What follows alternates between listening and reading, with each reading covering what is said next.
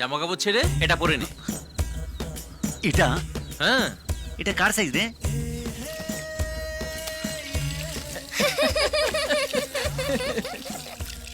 তোর এটা তো রুমালের থেকেও ছোট।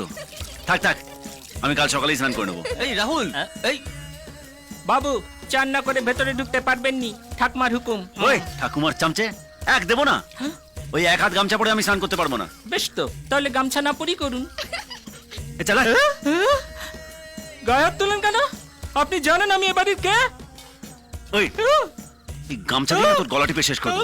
তখন দেখবি সব চামচাগিরি বন্ধ হয়ে গেছে।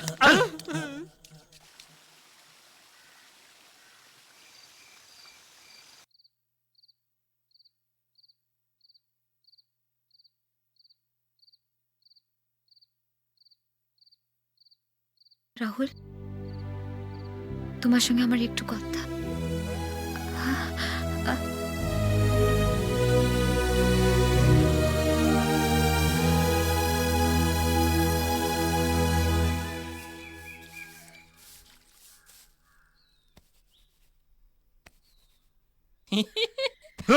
দাদা বাবু, আমি রামু, মারবেননি যেন। কি হয়েছে এত রাত্রিরে? রাত তো নেই আর, উঠি পড়ুন।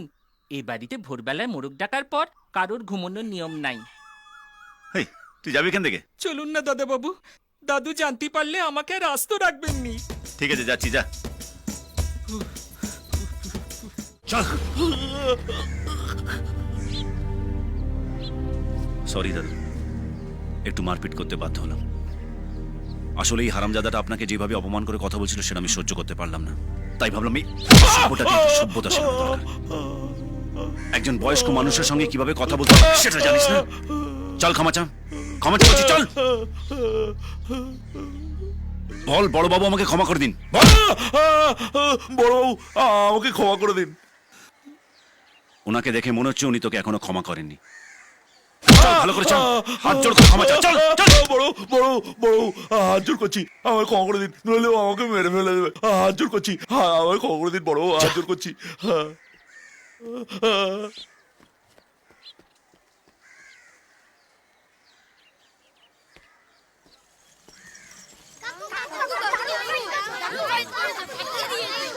সত্যি তুমি আমাদের জন্য যা করলে না, আর কোনো তুলনা হয় না। ওর হাত কেটে গেছে, ওষুধ লাগাতে হবে। তাই তো, অনেকটা কেটে গেছে, খেয়ালই করিনি। দে ওষুধটা দে। আমি লাগাচ্ছি। তুই পারবি না, দে না। অনু, হাতটা ধর না মা।